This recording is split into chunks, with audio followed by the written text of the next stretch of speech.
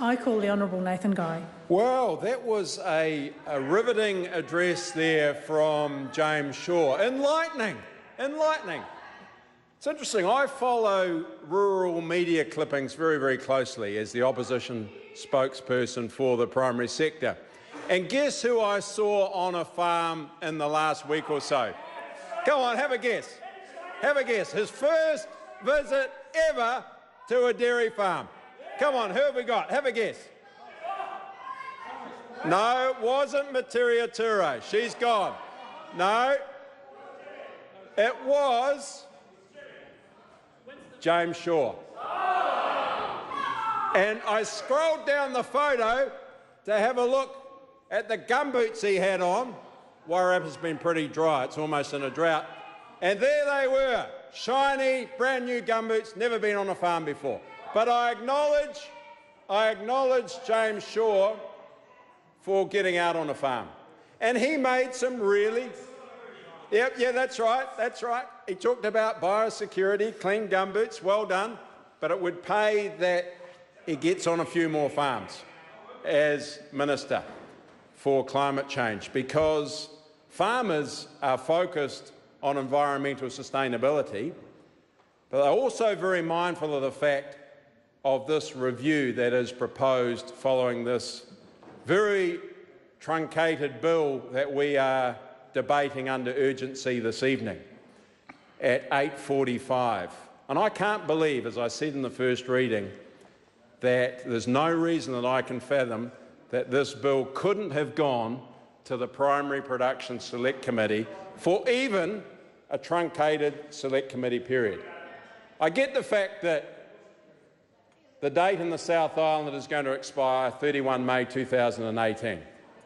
But you would have thought that there was an opportunity for the Parliament to get going on this a bit quicker. Wasn't part of the 100-day program because Labor and the Greens don't care about the primary sector. We're still trying to work out whether New Zealand First does. So here we are now debating under urgency, no Select Committee process. And people on the other side of the House used to rail against the national government whenever we put the House into urgency. And we're not hearing that tonight. They're saying just put it through. But getting back to the point of why James Shaw went on a farm, he went on a farm so that the Green Party tentacles could reach inside this review. Because this review, he's already concluded rightly that DERA doesn't have anything to do with the environment. Yes, dairy farming, we acknowledge, does have an impact on the environment, just like humans do, just like buildings in metropolitan areas. But the reason that James Shaw went on a farm was so that he could understand this bill this evening and the importance of the dairy industry to New Zealand, but also so that when the review comes through the Cabinet process, he knows what he's talking about, and so that that review, instead of being tight and considered and concise to do with export markets, open entry and exit provisions, raw milk regulations, farm gate, factory gate, all of those things are logical in a review. But what we are going to see is that this review is going to be broadened out so that the Green Party can have their way and get their tentacles into it. So it's going to be a broader review than just the state of the New Zealand dairy industry. What was also telling this evening in the second reading of this bill was when the minister stood up and said, "Oh yeah, I should have brought the terms of reference down to the House, but my officials have been too busy dealing with Mycoplasma bovis." And I know that that is a very significant issue, not just for the dairy industry, but for the beef industry. But for the minister to come down to the House when he has got 2,500 officials working in MPI and say, "Oh, we couldn't get round to doing the terms of reference, getting them through a Cabinet process and bringing them to the House so that we could all understand them, because they're just too busy on M. bovis." Well, that is so disappointing to hear from the new minister when he's got all these officials queued up at his door, writing down every and that he stutters when he's talking about the New Zealand dairy industry. What we also haven't heard from him about, we've heard the rhetoric about a primary industries advisory council. What would happen if they advised to the minister that there should be changes made to this bill this evening if they were going?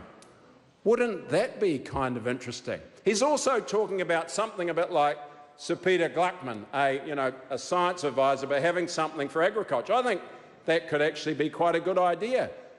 But what is not acknowledged in this bill tonight, and hopefully will be acknowledged in the review, is that how the dairy industry is moving out of commodities into value-add. Nutraceutical products, it's not just whole milk powder. Mozzarella cheese that I've already talked about. Fantastic innovation coming out of Palmerston North. Fonterra's Innovation Centre is massive and doing really well. That is not acknowledged from anyone on the other side of the House.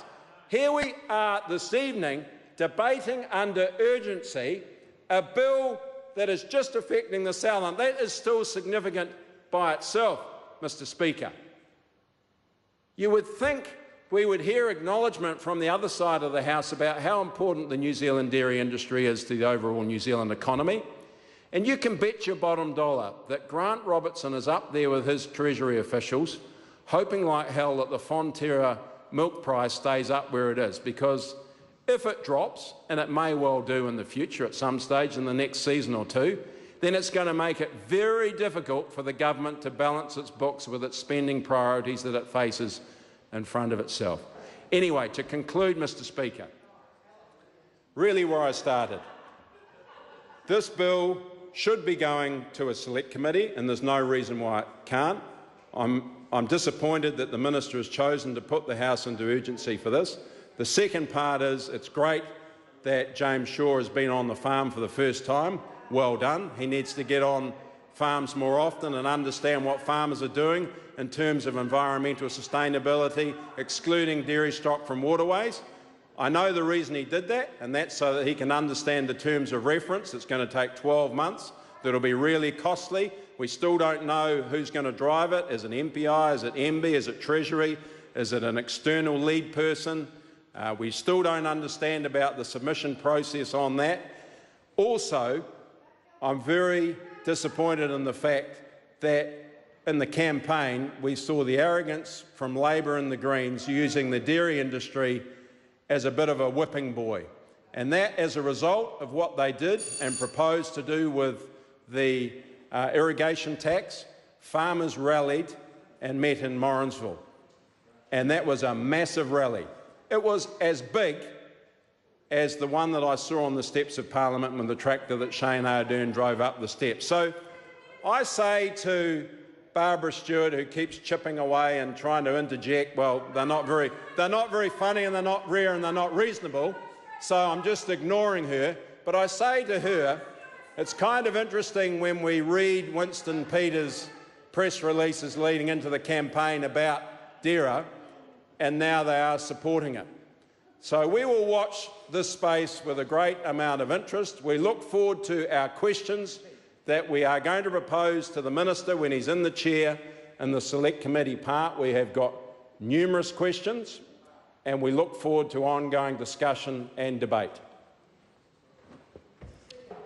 I call Dr. Liz Craig, 5-minute call.